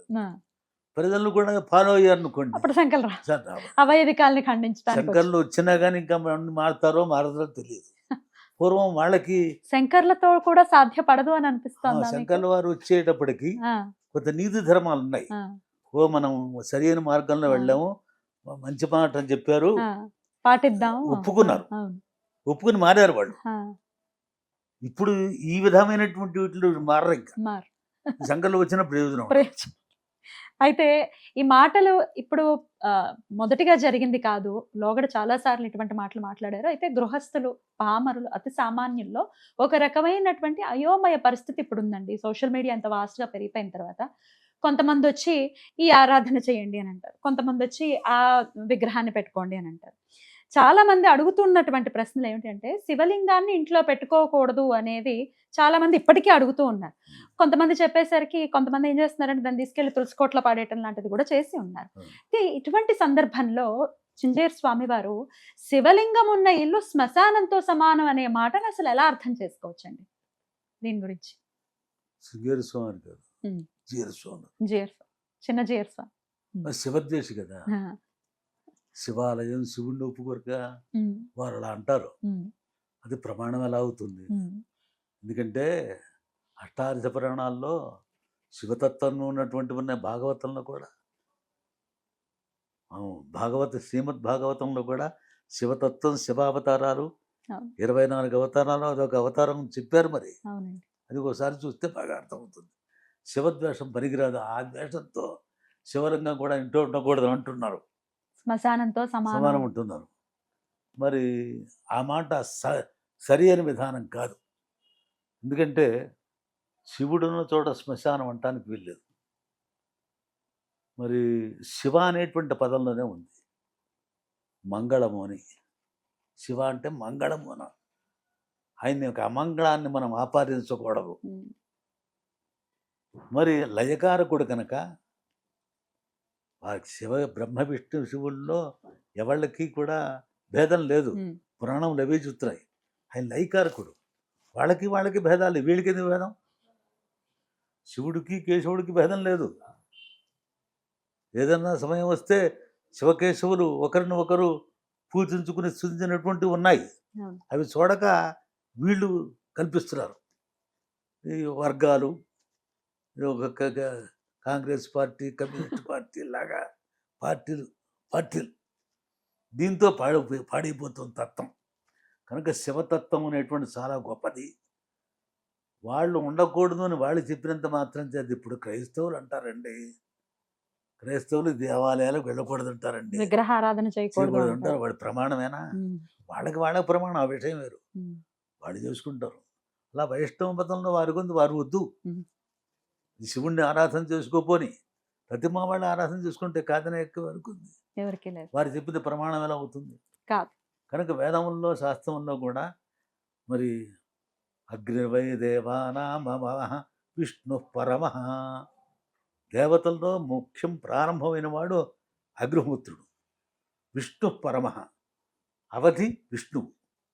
ఈ రెండు ఆగ్నావైష్ణవం, అగ్నావిష్ణువు అన్నారు. ఈ స్వరూపం లేకుండా ఏ కృతువు లేదు. అంటే అగ్ని రుద్రోవాదేశ యదగ్ని. అగ్ని అంటే ఎవరు? రుద్రుడే. రుద్రుడు అంటే ఎవరు? అగ్నే. దానికి నమ్మకాలు ఉన్నాయి. నమ్మకం సర్వానిష్ట శాంతి కలిగిస్తుంది రుద్రాధ్యాయం. మరి రుద్రాధ్యాయంలో శివుణ్ణి లింగాకారంగా ఆరాధన చేయమని, దాన్ని కేవలం శివలింగం కూడా ఉండకూడదు, ఇది మాట చెప్తుంది. వేదములు చెప్తున్నా, స్మార్థం చెప్తోంది. ఇది శివ సౌర నిర్మాల్యం గృహీత్వా పతితో భవతి ఉంది. శాలగ్రామం ఉండాలి. అంటే విష్ణువు కూడా ఉన్నప్పుడే దానికి అన్నిటికీ పవిత్రత వస్తుంది. అంత మాత్రం చేసి దాన్ని అపవిత్రం అంటానికి వీల్లేదు. శివలింగం అపవిత్రం అంటానికి వీల్లేదు. ఉన్నాయి, పురాణాలు ఉంటాయి. శివ సౌర నిర్మాల్యం గృహీత్వా పతితో భవతి అంటే పాదోదకం పావన శివ, విష్ణు పాదోదకం పావన శివ అని పెట్టుకోవాలి. అంత మాత్రం చేసి శివారాధన పనికిరాదని ఎక్కడ చెప్పబడలేదు. శివారాధన చాలా గొప్పది. సూత సంహిత ఇటువంటి గ్రంథాలు చూస్తే జ్ఞానం కలుగుతుంది. ఆరాధన ఎలా చేయాలో, ఈశ్వరానుగ్రహం ఎలా కలగాలో అవన్నీ కూడా చూపిస్తారు. వాటి పోరు కనుక వాళ్ళకి తెలియనంత మాత్రం చేత వాళ్ళు చెప్పింది ప్రమాణం ఎలా అవుతుంది? దీనికి తగిన ప్రమాణాలు చాలా ఉన్నాయి. కనుక శివలింగం ఉండటం అనేది శ్రేష్టం. శివాలయం ఉన్న చోట రుద్రభూమి అనేటువంటి మాట అప్రమాణం. అది ప్రమాణబద్ధమైంది కాదు. అక్కడ రుద్రభూముల్లో కూడా శివుణ్ణి స్థాపన చేయటం ఉంది, ఆ విషయం వేరు. అంత మాత్రం చేత శివాలయానికి వెళ్ళకూడదు అనేది లేదు ఎక్కడ. శివాది విష్ణు రూపాది శివరూపాది విష్ణువే, శివస్య హృదయం విష్ణు, విష్ణువశ్చ హృదయం శివ. ఇలా ఈ అన్వయం చేసుకుంటేనే సౌమనస్యం మన సనాతన ధర్మంలో ఏర్పడుతుంది. ఈ అన్వయం లేకుండా శివుడు లేదు, శివుడే గొప్ప, విష్ణువే గొప్ప శివుడు కాదు, ఇటువంటి పదాల వల్ల అన్వయం లేకపోగా పాపాలను పొందుతున్నారు వీళ్ళు. ఖచ్చితంగా. యావత్ చంద్ర దివాకరం, సూర్య చంద్రుడు ఉన్నంతకాలం కాలకోపం అనే నరకంలో పడతారట. శివకే శివుని భేదం కనుక కల్పిస్తే అంత దోషం ఉంది. మరి ఈ ప్రమాణ వాక్యాలన్నీ పోయినాయా? వీరు చెప్పిందే ప్రమాణం అవుతుందా? కనుక శివలింగం ఆరాధన చేయాలి. శివారాధన చాలా గొప్పది, విష్ణు ఆరాధన గొప్పది. యజ్ఞో వై విష్ణు, యజ్ఞం చేశామంటే విష్ణు స్వరూపమేది. విష్ణువుని నారాయణమూర్తిని ఇవన్నీ కూడా సేవించమని వేదమే చెప్తోంది. అలాగే శివతత్వం చాలా గొప్పది, అదే వేదం చెప్తోంది. వేదం చెప్పిన మాటలు ప్రమాణం కానీ వీరు చెప్పిన మాటలు వేద ప్రమాణానికి భాష్యం అవుతాయి. కనుక అవి పట్టుకోకర్లేదు. శివారాధన అందరూ కూడా చేయవచ్చు. శాస్త్ర ప్రమాణమైనటువంటి మాటలు మాట్లాడకుండా ఇట్లా శాస్త్ర విరుద్ధమైనటువంటి మాటలు మాట్లాడుతూ అందున శివద్వేషాన్ని ఇంత గుప్పిస్తున్నటువంటి ఈ సందర్భంలో శంకర మఠానికి సంబంధించిన వారు, ఈ పీఠానికి సంబంధించిన పీఠాధిపతులు ఎప్పుడు స్పందించరు, ఎందుకనండి? బాహ్యం సాత్వికం, ఆంతరం తామసం, వైష్ణవం. అంతస్తమ బహిస్సత్వం శైవం. లోపల సాత్వికం, బయటికి తమస్సుగా ఉంటుంది శైవం. బయటికి సత్వంగా ఉంటుంది మెత్తగా, లోపలంతా కూడా కఠిన తామసం. ఇది వైష్ణవం, ఇది సిద్ధాంతం. శివుణ్ణి కూడా అంగీకరించి వ్యవహరిస్తారు కనుక వాళ్ళ మాటను పట్టించుకోరు. ఎందుకని? వాళ్ళని ద్వేషిస్తే శివుణ్ణి ద్వేషించినట్టే. వైష్ణవుని ద్వేషిస్తే విష్ణువుని ద్వేషించినట్టే అనే నమ్మకం మనకి. కానీ శివుణ్ణి ద్వేషిస్తే, శివభక్తుల్ని కానీ శివుని కానీ ద్వేషిస్తే విష్ణువుని ద్వేషించినట్టు అని వాళ్ళకి లేదు. శివకేశవతత్వం ఒకటి కనుక వీళ్ళు ఉపేక్షించి ఊరుకుంటారు. ఇది సాత్విక మార్గం. కానీ ఇక్కడ మనం విష్ణువుని ద్వేషించట్లేదు, పీఠాధిపతులని విష్ణువుని ద్వేషించమని కాదు, మాటల్ని ఖండించాలి కదా. అసలు ఒక్కసారైనా స్పందించకపోతే కొన్నాళ్ళకి ఇదే నిజమైపోతుంది. ఇప్పుడు మీరు పెద్దవారు, మీరు స్పందించి చెప్తున్నారు మా బోటి వాళ్ళకి. ఎవరూ చెప్పకపోతే పెద్దవాళ్ళు ఓవర్ ఎ పీరియడ్, ఒక 100 ఏళ్ల తర్వాత ఇవే నిజాలు అయ్యే ప్రమాదం ఉంది కదా గురువు గారు. ఇంకొకటి మాట చెప్తాను. ఇప్పుడు మనం మాట్లాడడం ఇది యథార్థమైన మాటే. వింటారు, గ్రహించిన వాళ్ళు గ్రహిస్తారు. వాళ్ళలో పరివర్తన వస్తుందా? రాదు. ఎందుకంటే ఎవడు చెప్పుకోవటం వాళ్ళది, ఎవడు గొప్ప వాళ్ళది. దీన్ని ఖండించిన పైగా ఇంకో విమర్శ చేస్తారు. ఇంకోటి, మీడియాలో జరుగుతున్న విధానం అంతా కదా, ఒకటి ఏదో చూస్తుంటే అంతా కూడా దాన్ని ఖండించేవాళ్ళు. అయితే ఇంటర్వ్యూ ఏదో ఖండించడం కోసం కాదు, సామాన్యుల కోసం, వారిని ఫాలో చేసే వాళ్ళు అగమ్య గోచరమైనటువంటి పరిస్థితుల్లో ఉన్న వాళ్ళ కోసం నేను మాట్లాడుతున్నాను. ఇదేదో కాంట్రవర్సీ చేసేయాలనేది అసలు ఉద్దేశం కాదండి. అయితే ఎక్కువగా ఈ ఉపన్యాసాలు వీటికి చేస్తూనే ఉన్నారు. ఇప్పుడు పీఠాధిపతులు కూడా జగద్గురువులు ఉన్నారంటే వాళ్ళు చేస్తూనే ఉన్నారు. కానీ ఈ చిన్న చిన్న విషయాలు, వీళ్ళు మాట్లాడే విషయాలు ప్రమాణం చేసుకుంటే శాస్త్ర ప్రమాణానికి మనం అంగీకరించినట్టు అవుతుంది. వీటిని ఖాతరు చేయరు. అంచేత ఈ మాటల్ని పీఠాధిపతులు ఖాతరు చేయరు. ఎందుకని? శాస్త్రవచనాల్లో ఉన్నవారు కనుక. ఈ శాస్త్రబద్ధమైన విషయాలు కావు కదా, అందుకని. అంతేగాని ఖండిస్తూనే ఉన్నారు, ఈ శివ ప్రచారం చూస్తూనే ఉన్నారు. అయితే ఎక్కువ ప్రచారం వీళ్ళు ప్రజల్లోకి వెళ్ళి వైష్ణవమత ప్రచారం బాగా ఎక్కువ జరుగుతోంది. వైష్ణవ ప్రచారం జరగండి. భగవద్గీతను గురించి చెప్పారు, రామాయణాన్ని గురించి చెప్పారు. ఎన్ని విషయాలు చెప్తున్నారు ఆయన. జీవిస్తున్నారు. ఆ ఫాలోవర్స్ ఎంతమంది బాగుపడుతున్నారు. అవునా? ప్రజల్లోకి అలా వెళ్ళి చేయటం ఆ పీఠము స్వరూపం అది. ప్రతిమా పీఠాలు అలా చేయటానికి అవకాశం లేదు. ఎందుకంటే శాస్త్ర విచారం ఎక్కువ జరుగుతుంటుంది అక్కడ. పీఠం జాతులను బట్టి వాళ్ళకున్న నియమాలు అంటే అయితే మీ అనుభవంలో చెప్పండి. ఇప్పుడు ఈ చిన్నజీయర్ స్వామి వారు ఇట్లాంటి మాటలు మాట్లాడటము, లేకపోతే ఇట్లా వైష్ణవంలో ఉన్నవాళ్ళు కొంతమంది మాట్లాడటం, విపరీత ధోరణిలో మాట్లాడటం చూసాము. శివద్వేషాన్ని గుప్పించటం చూసాము.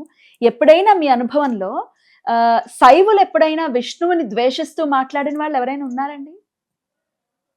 లేరు. లేరా మీ అనుభవంలో? లేరు లేరు. ఎప్పుడు ఇలాంటి ఇక్కడ మాటలు మాట్లాడిన వాళ్ళు? కేవలం శైవులు కూడా ఉన్నారు, ఉమ్. కానీ వాళ్ళు కూడా విష్ణువుని ద్వేషిస్తూ మాట్లాడింది ఎప్పుడు ఎప్పుడు? ఎప్పుడు లేదు, ఎక్కడా లేదు. ఎక్కడా లేదు. ఇదివరకు లేదు. ఉమ్. వైష్ణవుల్లో కూడా ఇదివరకు లేదు. ఆ, అదే ఇప్పుడు పెద్ద జీరస్వామి వారు, పెద్ద స్వామి వారు ఉన్నారు. అవును, అప్పుడు లేదు. ఎవరినైనా మాట్లాడే స్మార్తుల్నే పిలిచేవారు. ఉమ్. వేదహవనాలకి వాటన్నింటి కూడా స్మార్తుల్నే పిలిచేవారు, స్మార్తులు గౌరవించేవారు. ఎప్పుడు శివద్వేషం అనేటువంటిది వారి నోటి నుంచి రాలేదు. ఉమ్. మరి ఇలా వీరితాత గారే, ఆ, వీరితాత గారే. మరి ఈయనకి ఎలా పుట్టిందంటే అది వ్యక్తిగతమైన విషయం. వ్యక్తిగతమైన విషయం సమాజంలోకి రానికూడదు, అది తప్పది. నువ్వు ద్వేషించుకో, ఆయనకి ఈయనకి తేడా ఉండొచ్చు. కానీ ఆయన ఉత్తమ మార్గాన్ని వెళ్ళారు, ఎవరిని ద్వేషించలేదు. ఈయన ఎందుకు పెట్టింది ద్వేషం? ఖచ్చితంగా. ఇలాగా శైవుల్లో వైష్ణవులు ద్వేషించే వాళ్ళు లేరు. అంటే వైష్ణవుల్లో కొంతమంది, ఈయనని కాదు ఇంకా వేరే వాళ్ళు కూడా చాలా వీడియోస్ లో మేము చూస్తూ ఉంటామండి. రాక్షసులు ఆశ్రయించేది శివుణ్ణి మాత్రమే. రావణుడు అయితే ఏమిటి, ప్రహ్లాదుడి తండ్రి హిరణ్యకశిపుడు అయితే ఏమిటి, ఇట్లా రాక్షసులకి కేర్ ఆఫ్ అడ్రస్ శివుడు. మళ్ళీ వాళ్ళని చంపటానికి మళ్ళీ విష్ణువే అవతారం తీసుకుని రావాల్సి వస్తుంది అని అభివర్ణించే వాళ్ళు కూడా చాలా మంది. ముందు పురాణాలు కూడా లేకున్నాయి కదా. అంత మాత్రం చేత రాక్షస పక్షపాత అంటారా శివుణ్ణి? అలా అనటమే తప్పు కదా. ఇప్పుడు వాళ్ళకి వరాలు ఇచ్చాడు ఆయన, వాళ్ళు ఆ మంత్రం అనుష్ఠించారు. అర్థమైందా? అందులో శివయ్య తప్పే ఉంది, దాని తప్పే ఉంది. ఇప్పుడు ఆ మంత్రాన్ని అనుష్ఠించారు వాళ్ళు. శివుడు క్షిప్ర ప్రసాది అని వరం ఇచ్చాడు ఆయన. అదే మంత్రాన్ని మహర్షులు కూడా చేశారు. వాళ్ళు లోకక్షేమార్థం మహర్షులు చేశారు, స్వార్థం కోసమని రాక్షసు. అదే రాక్షసత్వం. అంచేత అటువంటి రాక్షస స్వార్థ పనులు కనుక నిర్మోహించాలి. మరి ఇప్పుడు ఇది స్వార్థం అవుతుంది కదా. ఖచ్చితంగా ఇప్పుడు ఇది స్వార్థమేగా. తన ఉనికి ఎక్కడ పోతుందో అని శివద్వేషం కల్పించడం స్వార్థమేగా. ఇది మరి అసురబుద్ధి అనుకోవచ్చా దీన్ని? సందేహం లేదు, ఇది ఆసురీభావమే. భగవద్గీత ప్రమాణం బట్టి చూస్తే ఆసురీభావమే, అందులో సందేహం లేదు. ఈయనేమో భక్తికి ఉపయోగించే మాటలు మాత్రం కావవి. భక్తుడైన వాడి వీటిని ద్వేషించకూడదు, ఆసురీభావం ఇది. మరి ఆసురీ సంపత్తు పెరిగిపోయింది వాళ్ళలో. విష్ణు శివారాధన చేయటం వల్ల వచ్చేసింది అనటానికి వీల్లేదు. శివుణ్ణి ఆరాధన చేశారు, బ్రహ్మను ఆరాధన చేశారు, బ్రహ్మవరాలు పొందిన వాళ్ళు ఉన్నారు. దరిదాపుగా స్థితిని పరిపాలించేటువంటి వాడు విష్ణువు కనుక, లయకారకుడు శివుడు కనుక, స్థితిని చూసేటప్పుడు ఈ అధర్మం ఎక్కువ ప్రబలిపోతూ ఉంటుంది కనుక దాన్ని నిలబెట్టడం కోసమే ఎక్కువ విష్ణువు అవతారాలు మనకు కనిపిస్తూ ఉంటాయి. విష్ణువే స్థితికారకుడు, ఆయనే పరమేశ్వరుడు, పరబ్రహ్మే 3 రూపాల్లో ఉన్నాడు, తేడా ఏమీ లేదు ముగ్గురికి. లయకారకుడైనటువంటి శివుణ్ణి తక్కువ ఆరాధన చేస్తారు. స్థితికారకుడు కనుకైనా విష్ణువుని వాళ్ళందరూ కూడా, యజ్ఞాలను కూడా విష్ణు స్వరూపమే. ఈ ఆసురీ సంపత్ అంతా కూడా వాళ్ళు యజ్ఞాలు చేసిన వాళ్ళే, వాళ్ళు కూడా యజ్ఞాలు చేసే. దేవాసురా సంజత్త ఆసన్నం, దేవతలకి రాక్షసులకి యుద్ధం కలిగింది అని అనేక చోట్ల చెప్తూ ఉంటారు. వాళ్ళు యుద్ధం చేశారు. అయితే అధర్మం అది ధర్మం, ఇది ధర్మాన్ని నిలబెట్టడం కోసమని, అధర్మాన్ని దుర్మార్చడం కోసమని అవతరించాడు విష్ణుమూర్తి. అనేక చోట్ల అవతరించూ రావాల్సి వచ్చింది. అది ఒక విష్ణువుని పక్షపాతంగా చూసుకొని మాట్లాడే మాటలే కానీ పరమార్థాన్ని గ్రహించి చేసి మాట్లాడే మాటలు కావు. కనుక ఈశ్వరుని ఆరాధన చేసిన వాడు స్వార్థపరులు లేనటువంటి వాడు రాక్షసత్వం దుర్మార్చడం కోసమే విష్ణువు. మరి ఆయన కూడా శివుడు కూడా చాలా మంది రాక్షసులను సంహరించారుగా. త్రిపుర అమ్మవారి త్రిపురాసుర. సంహారం, త్రిపురాసుర సంహారం త్రిపురాసుర సంహారం. నారాయణాస్త్రమేగా తీసుకున్నది. అక్కడ అంత అన్వయం అభేదం. కావాలిగా. అలాగే అమ్మవారు ఉమ్. అమ్మవారు కూడా ఇత్తం యదా యదా బాధ దానవోత్థా భవిష్యతి తదా తదావతీర్యాహం కరిష్యామి అనిసంక్షయం. మహిషాసురుడు, శుంభులు వీళ్ళందరినీ సంహరించిందంటే రాక్షస సంహారం కోసమే ఏర్పడింది. అంతేనండి. అలాగా ఏ రూపంలో ఏ శక్తి ఆ పరమాత్మ ఆవిర్భవిస్తాడో దాన్ని అవతారతత్వంగా భావించి మనం ఆరాధన చేస్తాం. ఆ పంచాయతనాన్ని ఇచ్చింది కూడా శంకర్లు కాదు అనేది ఆయన అభివర్ణించినటువంటి అది నిజం కాదండి. ఉమ్, శంకర్ల వారు వచ్చింది షణ్మత స్థాపనాచార్యుడు. ఉమ్, 6 మతముల్లో కూడా ఉన్నది తత్వం ఒకటేనయ్యా. ఉమ్, వైష్ణవులు విష్ణుడినే ఉపాసిస్తున్నారు, ఉమ్, శైవులు శివుడినే ఆరాధిస్తున్నారు. ఉమ్. వాళ్ళు ఎవరంతటం ఒకళ్ళకి ఒకళ్ళు చూసి స్పర్ధలు ఏర్పడ్డాయి. ఇవన్నీ వేద ప్రమాణంతో ఏర్పడిన మతాలే. ఉమ్, అన్నిట్లో ఉన్న తత్వం ఒకటే ఉమ్, అని సమన్వయం చేసి ఉమ్, షణ్మత స్థాపనాచార్య ఉమ్, ఈ పదం పెట్టుకున్నాడు ఒక ఆయన. ఉమ్. అది అవును. ఇక్కడ విశాఖపట్నం దగ్గర అవునండి. ఏదో పీఠం పెట్టాడు ఆయన, ఉమ్, శారదా పీఠం ఉంటును. ఉమ్. ఇదే ఇదే పేరు. ఇదే శారద షడ్దర్శనాచార్య అని. ఉమ్, ఇటువంటి పనులు వీళ్ళకి అవిద్య పెరిగిపోయి ఉమ్, సన్యాసం పుచ్చుకున్నంత మాత్రం చేత ఉమ్.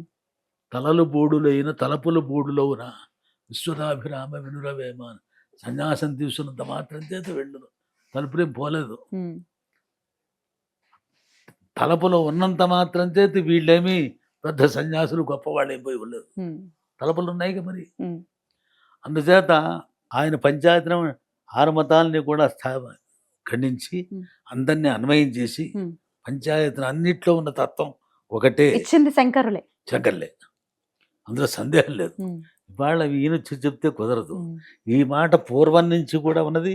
శంకర విజయం ఏ విద్యారణ్య స్వామి 4 మతాలు స్థాపన చేశారు, అని అంటున్నారు. రుతురాం నాయపీఠాలు స్థాపన చేశారు ఉమ్, అన్నారో ఆ విద్యారణ్య స్వామే ఈ మాట కూడా చెప్పింది. శంకర విజయంలో ఉంది ఈ విషయం. ఉమ్, శంకర్ల వారు 6 మతాలని ఖండించి అన్వయం చేసి ఉమ్.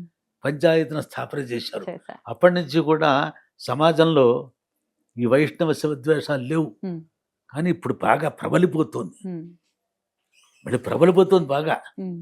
ఈ శక్తి ఎక్కువ ఉంది ఆయనకి, ఉమ్. ఫాలోవర్స్ ఎక్కువ ఉన్నారు. నేనే మాట మాట్లాడి చెల్లుతుంది అనుకున్నాడు. అది కళ్ళ. అరగకి ఉమ్, నీళ్లు లేవు, వీడికి నీళ్లు లేవు. నీళ్లు కావాలంటే ఎవరిని అడగాలి? ఉమ్. శివుడిని అడగాలి. అవును. శివుడిని అడగాలి. ఉమ్. అడగచ్చుగా. ఒకడన్నాడు ఆ. సిరిగలవానికి చెందును 16,000 యాండ్రు. సంపద ఉంది కనుక ఆయనకి, విష్ణువుకి సిరిగలవాడంటే సిరి అంటే లక్ష్మే కదా, లక్ష్మి. ఆయనకి సరిపోతున్నాయా? సంపద ఉంది కనుక 16,000 మంది భార్యలు ఉన్నారు. తిరుపమునకు 20 రాండ్రా. ఉమ్. దరిద్రుడికి 2 భార్యరా నీకు, ఉమ్. నీ ఒక గంగని విడు, వీడు నీరు కావాలి ఆ. అంటే అంత దరిద్రన్నేల రోహిత, అంత దరిద్రుడిగా చూసి మాట్లాడతాడు మాట వీడు. పరమాత్మ భగవంతుడు అనేటువంటి తత్వం మరిచిపోయాడు, వాడి సరిపోతుంట. అలాగే డబ్బుంది కనుక చలామణి అయిపోతుంది ఈయనకి. ఏ మాట మాట్లాడినా చెల్లుతుంది అనుకుంటున్నాడు ఆయన. ఈ డబ్బుతో సంస్థలు పెట్టేసాం అనుకుంటే పెట్టండి, వేదాన్ని ఉద్ధరించండి, శాస్త్రాలను ఉద్ధరించండి, భక్తి పెంపొందించండి. భక్తుల్లో కానీ మనుషుల్లో కానీ ద్వేషభావం పెంపొందించొద్దు. ద్వేషభావం అప్పుడు మహాత్ములు అవుతారు. కనుక సంపద ఉంది కదా అని చెప్పేసి ఈ మాటలు మాట్లాడటం సమంజసం కాదు. పంచాయతనం వ్యవస్థాపన చేసింది శంకరుల వారే. శంకరులే. అది ఉంది కనుకనే శివకేశవ ద్వేషాలు లేకుండా చక్కగా సంధ్యావందనంలో కూడా శివాయ విష్ణు రూపాయ శివుడు చిన్నపిల్లాడి దగ్గర నుంచి నేర్పుతున్నాం మనం. ఉమ్. ఇంత అద్వైతాన్ని శివకేశవ అద్వైతాన్ని కశ్చ వశ్చ కశ్చ ఈశ్చ వశ్చ కేశవ. ప్రతి దాంట్లో కూడా కవులు కూడా శివకేశవ తత్వాన్ని అనుసంధానం చేస్తూనే అనేక కావ్యాలు రాశారు అభేదంగా. అభేదంగా. అంత తంటాలు పడ్డారు. ఇవాళ ఈయనొచ్చి పాడి చేస్తుంటే కవురు కవురు కవి కవి అవుతాడా? కవి సమన్వయం చేయాలి. వాళ్ళు కవులు, క్రాంత దృశులు వాళ్ళు. వాళ్ళు అలా చేశారు. Right. చాలామంది కవులు శివకేశవాద్వైతాన్ని ప్రచారం చేశారు. ప్రతి పదంలో కూడా కశ్చ ఈశ్చ వశ్చ కేశవ. క అంటే బ్రహ్మ, ఈశ అంటే ఈశ్వరుడు, వా అంటే విష్ణువు. అంటే 3 పదాలు కూడా ఒకే. ఆ? శివకేశ సహోదరి దాంట్లో అలా త్రిశుద్ధిలో చెప్తారు. శివకేశవ విష్ణు వీడు సహోదరి అని చెప్పేసారు అమ్మవారిని. అలా వర్ణించారు. అన్నిటికంటే కూడా ఆ జగజ్జనని ఒక చోట వర్ణించారు. ఇవన్నీ అబద్ధాలంటే ఎలా కుదురుతాయి? అన్వయం చేసి పరమాత్మ ఒక్కడే. మనది భారత జాతి, మన భారతీయుల మనం ముందర అది గ్రహించండి. భారతీయుల తత్వం ఏంటి? అద్వయ భావ సహజోస్మాకం. మనకి భారతీయులమైన మనకి అద్వయ భావం, నీలో నాలో ఉన్నటువంటి పరమాత్మతత్వం ఒకటే. ఇది మనం గ్రహించవలసింది. అనేకులైనప్పటికీ వ్యక్తులు అనేకమైన, లోపల ఉన్న తత్వం ఒకటే. సూర్య ఆత్మ జగత తస్థుషశ్చ, జగత తస్థుషశ్చ. స్థావర జంగమాత్మకమైన సమస్త ప్రాణికోటిలో ఉన్నటువంటి ఆత్మ సూర్యుడే ఆత్మ. వేదములు ఇలా చెప్తూ ఉంటే సమన్వయం చేయక నువ్వు వేరు నేను వేరు ఇంకా ద్వేషాన్ని పెంపొందించటం, అసలే ఆర్ష సంస్కృతి పాడైపోయింది, ఇంకా పాడవుతోంది. పాశ్చాత్య నాగరికతకి అలవాటు పడుతున్నారు. వాటిని చెప్పండి, మన సంస్కృతిని నిలబెట్టమని అందరికీ నేర్పండి. అది బాగుంటుంది. చిన్నపిల్లవాడి దగ్గర నుంచి కూడా ఆ పాశ్చాత్య సంస్కృతిని మనం అంగీకరిస్తున్నాం. కేకులు కోయించడం, బుడగలు కొట్టించడం, దీపాలు ఆర్పించడం, హ్యాపీ బర్త్డే డూ యూ అంటాం. అంటే ఇవి మనకి తగిన సంప్రదాయం కాదు. ఈ చెప్పాలి విషయాలు పెద్దవాళ్ళు. ఈ విషయాలు చెప్పు అనుకోకుండానే నాగరికత దాంట్లోకి వెళ్ళిపోతున్నారు. భాషా దాస్యం చేస్తున్నారు. ఇతరుల దాస్యం వద్దు అనుకున్నాం మనం, భాషా దాస్యం చేస్తున్నాం. ఇవాళ ఇంగ్లీష్ లేదే కాలక్షేపం వెళ్ళలేదు. ఇవాళ డేట్లు అంటున్నాం కానీ తిథులు మనకు తెలియట్లే. ఇవన్నీ ఎన్నో నేర్పవలసిన ఉన్నాయి మన భారతీయులకి. అటువంటివి చెప్పగా ఇవన్నీ ద్వేషాలు కల్పించి పనికి మాటలు మాట్లాడటం, ఇది నేను కొంచెం బాధపడుతూనే ఉన్న కాలాన్ని ఆ జీయర స్వాముల వారిని ద్వేషించడంతో సరిపోయిందే ఈ కాశ్యపును అని కొంచెం బాధపడుతున్నాను. నేను బాధపడుతూనే మాట్లాడాను. అంటే చెప్పకపోతే తప్పదు. నిందాన్యాయేనా వాళ్ళని నిందించడం నా తాత్పర్యం కాదు, యథార్థం గ్రహించడం నా తాత్పర్యం. ఇది బాగా ప్రజలు గ్రహించండి. ఇట్లా మహాత్ములైనటువంటి వాళ్ళు ఎవరు కూడా ఇటువంటి ద్వేషభావాలు కలిగించకూడదు. ప్రోద్బలం చేయకండి ఎవరును కూడా. దయచేసి మీరు ఆ మాటలు మాట్లాడకండి అని చెప్పవచ్చు. మంచి మాటలు చెప్పండి, రామతత్వం చెప్పండి, శివతత్వం చెప్పండి, రామతత్వం చెప్పండి. ఇవెందుకు ఈ మాటలు అనవసరం అని చెప్పుకుంటే మంచిది. ప్రజలందరూ కూడా ఆ విధంగా వారిని కోరండి. వారిని ద్వేషించడం నా తాత్పర్యం కాదు. మరి ఎందుకు పుట్టిందో మరి నారాయణ జీవస్వామి పెద్ద స్వామి వారు నాకు తెలుసు. వారి యొక్క కార్యక్రమాల్లో వేదావనాలు వాటి ఉన్నటువంటి వాడినే నేను. వారి నోటి నుంచి ఎప్పుడూ కూడా ఇటువంటి పదాలు రాలేదు. పెద్దజీరు గారు, పెద్దజీరు స్వామి ఆసేతు హిమాచల పర్యంతం రామనామస్తో స్థాపించారు, వేదావనాలు చేయించారు. వారి నోటి నుంచి ఎప్పుడు కూడా ఉంటుంది మాట రావెల్లా. మరి ఎందుకు మరి ఆ సంప్రదాయంలో వచ్చిన వారే ఈయనకి ఎందుకు కలుగుతుందో? ఎందుకంటే కనిపిస్తుంది ధనం మిక్కుటంగా ఉంది. ధనమదం విద్యా వివాదాయ ధనం మదాయ. 4 మోక్షాలు నేర్చామంటే పంచకావ్య చదువుకుని శాస్త్రం వచ్చిందనుకోండి, పక్కన పెట్టుకుని విద్వాంసులు పెట్టి నేర్చుకున్నాడు పాపం ఆయన. ఏదో ఉద్యోగానికి వెళ్ళవలసిన వాడు ఇంట్లోకి వచ్చాడు ఈయన. నేర్చుకున్నాడు, బాగుంది. విద్య వివాదాయ, నీ విద్య వివాదం కోసం ఉపయోగిస్తుంది. ధనం మదాయ, ధనం మిక్కుటంగా వచ్చింది, కనపడుతోంది, మనం కనబడుతూనే ఉంది. శోచనీయం, నిజంగా శోచనీయం. ఇది యథార్థం. ఈ యథార్థాన్ని ప్రజలు గుర్తించవలసిందిగా కోరుతున్నాం. మా మాటల్లో ఏమన్నా మంచి మాటలు ఉంటే క్షేరంగా గ్రహించండి, చెడు మాటలు ఉంటే నీళ్లలాగా మమ్మల్ని హంసలుగా మారమంటున్నారు. అయితే హంసో క్షీరమాదత్తే తన్మిశ్రా వర్జయచ్చపహ అని. నేను పొగరపోతూ మాట్లాడిన మాటలు కావు, చెప్పాలి. తెలిసినందుకు గాను ఖచ్చితంగా దాన్ని ఖండించాలి, మాట్లాడాల్సిందే, తప్పదు. మాట్లాడినవి శాస్త్రయుక్తితో మాట్లాడాం కానీ స్వబుద్ధితో మాట్లాడినవి కావు. ఇవి అన్వయం కావాలి, అన్వయం చేయాలి మొత్తం అన్నింటినీ కూడా. నేను కిరస్తాని ఇక్కడ ఇంకో మాట చెప్తున్నా. ఒకటి ఇక్కడ బాలాజీనగర్లో ఇక్కడ ఉద్యోగం చేసే రోజుల్లో నా సత్యనారాయణ పిలిచారు. ఒకడు, వాడి ఇంటి పేరు బులుసువారు. ఆయన క్రిస్టియన్ మతం ముచ్చుకున్నాడు. ఆయన సత్యనారాయణ స్వామి వ్రతం ఏంటి ఎంత ముచ్చుకున్నారు. నన్ను సత్యనారాయణ చేయించమన్నారు. ఆ కాలేజీలో పని చేసేవాడిని. మీరు కళ బాగా చెప్తున్నారండి, మాకు చెప్పవలసిందని నేను చేయిస్తాను.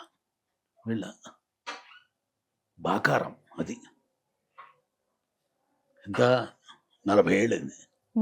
40 ఏళ్ల క్రితం. వీళ్ళ నాకు ఈ విషయం తెలియదు, జంజం లేదు దానికి. ఎక్కడ చూసినా క్రీస్తు, మేరీ మాత, శిలువలు కనిపిస్తున్నాయి ఇంట్లో. సరే ఇవన్నీ పెట్టారు. మంటపారాధనకి అన్ని మండపంలే. బ్రాహ్మడే అనుకున్నాను నేను, బ్రాహ్మడే పిలుచువారు. ఇంకేమన్నా కావాలా అన్నాడు. ఏమక్కర్లేదన్న. మరి సత్యనారాయణ స్వామి వ్రతం ఫోటో కావాలన్నాడు. ఫోటోలో అబ్బాయి కలిసి ఉంది కదా అన్న. అంతే కదా, మరి కావాలి కదండి దానికి. మళ్ళీ అడిగాడు, ఆ పైన క్రీస్తునికి పెట్టమన్నా, సులువు ఇస్తుంది, అది పెట్టమన్నా. అదేమిటండి అన్నాడు. మీకు ఇష్టదేమైనా సత్యక్రీస్తు వ్రతాక్షం గర్భగరిష్యే అని చేశా. సత్యక్రీస్తు వ్రతాక్షం గర్భగరిష్యే అన్న. అదేమిటండి అన్నాడు. ఎవడికి ఇష్టమైన దేవం సత్యనారాయణ దేవం. సత్యనారాయణ అంటారు కొందరు, సత్యదేవ అంటారు శైవులు. శైవులు సత్యదేవాన్ని చేస్తారు, వైష్ణవులు సత్యనారాయణ అని పిలుస్తారు. కనుక మీరు క్రైస్తవులు కనుక సత్యక్రీస్తు అని పిలుస్తాం మేము. మీ ఇష్టదేవం అది, మాకు మాత్రం సత్యపదం విడిచిపెట్టం అన్నాను. అదే ఒక్క సత్యపదం మీద 4 గంటల సేపు చెప్పా. వచ్చిన వాళ్ళందరూ వచ్చారు, చాలా మంది ఉన్నారు. మొన్నాడు వచ్చేసాడు. గర్వాపసి ఇంత గొప్పతనం ఉందా మన మతంలోనూ, ఎంత ఇది చేశానండి అని మారటానికి అవకాశం ఉంది. నువ్వు సిలువు మార్చుకుంటావు, దీంట్లో మారటానికి అవకాశం లేదు. నువ్వు వచ్చావంటే హిందువే అవుతావు, ఎప్పుడు హిందువే నువ్వు. అర్థం కాదా? ఆ వ్రతం అలా చేయించాలన్న తలంపురా మీకు రావటం ఏమిటి? క్రిస్టియన్స్ అయిన వాళ్ళు వ్రతం చేయించుకోవటం ఏమిటి? సత్యనారాయణ ప్రేరేపణ చేశాడు, అంతే. ఆయన మారాడు. ఆయన మారే మళ్ళీ నేను సంతోషించా. ఇది నా భూతో నా భవిష్యత్. చెయ్యాలి వాడిని ద్వేషించడం కాదు. ద్వేషించడం ఏం ఉపయోగం? ద్వేషిస్తే ప్రయోజనం. నీ ఇష్టదేమో అది ఆరోపణతో ధ్యానం చేయి. అదే కృష్ణుని పెట్టక్కడ బొట్టు పెట్టారా? పెట్టలే. తర్వాత యజ్ఞోపవీతం వేయించి ప్రాయశ్చిత్తం చేయించి హిందువుగా మారమని చెప్పేసి సంధ్యావందనం చేసుకోమన్నా. అప్పటి నుంచి చేసుకుంటూనే ఉన్నాడు. అయ్యో బాబోయ్, మార్చాలి అంటే వాళ్ళ భావం. అందరూ విన్నారు, సత్యం అంటే ఏమిటో తెలుసుకున్నారు. చెప్పాలి, అలా చెప్పకపోతే కష్టం. ఖచ్చితంగా అలా మీరు చెప్తారనే మీ సమయం అడగటం జరిగింది. చాలా చాలా కృతజ్ఞతలు. మీ ఓపిక చేసుకుని నాకు సమయం ఇచ్చినందుకు ఈ సందర్భంగా మా బాలా త్రిపుర సుందరి మేడం గారికి కూడా పడ్డాయండి. మరి పడకపోతే ఎలాగా? మంచి చమత్కారాలు. చాలా చాలా కృతజ్ఞతలండి, మీ సమయం ఇచ్చినందుకు ధన్యులం మేము. ఖచ్చితంగా. ధర్మస్య జయోస్తు అధర్మస్య నాశోస్తు ప్రాణేషు సద్భావనాస్తు విశ్వస్య కళ్యాణమస్తు గవాం సంరక్షణమస్తు. నమః పార్వతీపతయే. హర హర మహాదేవ. చాలా చాలా కృతజ్ఞతలు. నమస్కారం. ధన్యోస్మి.